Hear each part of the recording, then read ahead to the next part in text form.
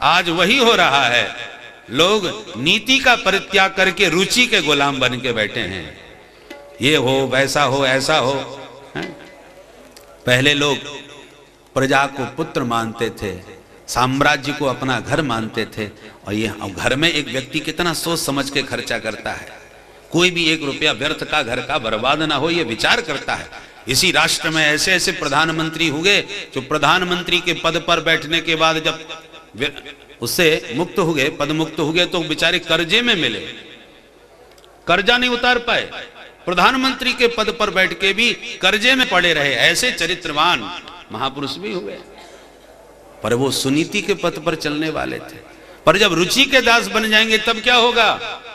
कई लोग तो करोड़ों रुपए केवल यात्रा में ही फूंक देते हैं। अरे पद पर बैठे हैं, आनंद लो, देश विदेश की खूब यात्राएं करो, फिर मौका मिला न मिला तो सारे जितनी भी इच्छाएं वो इसी पद पर वो पूर्ण करने का प्रयास करते हैं।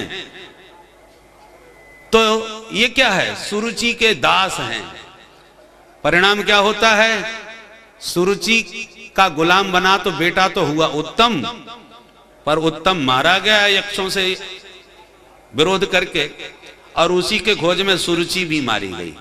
पर सुनीति राजमाता बन के रही और ध्रुव सम्राट पद पर विभूषित हो गए। लोक में भी 36,000 वर्ष राज्य किए और आज भी आकाश के सितारे बन के दैदीप्यमान हो रहे हैं। ये सुनीति के पथ का परिणाम है। तो जो सुनीति के पथ पर चलते हैं वो इतिहास के पन्नों में अमर हो जाते हैं। लोग बड़ी श्रद्धा से उनका आदर सम्मान करते हैं और उनकी दुहाइयां देते हैं।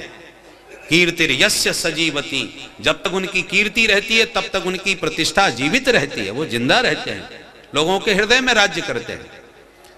पर सुरुचि के जो गुलाम हैं वो तो न लोक न परलोक को भी नहीं संभाल पाते, दोनों से गए। लोक में भी तभी तक वो मौज ले रहे हैं जब तक फाइल नहीं खुली। जिस दिन फाइल खुल जाती है उसी दिन तिहाड़ की हवा खानी पड़ जाती है। तो लोक में भी प्रतिष्ठा गई, सुख भी गया, और परलोक तो मिलने वाला कभी है ही नहीं। इसलिए हमको सावधान इस उत्तानपाद के चरित्र से शिक्षा लेनी चाहिए कि हम सुनीति के पथ पर चलें या सुरुचि के। दो रास्ते हैं जीव के।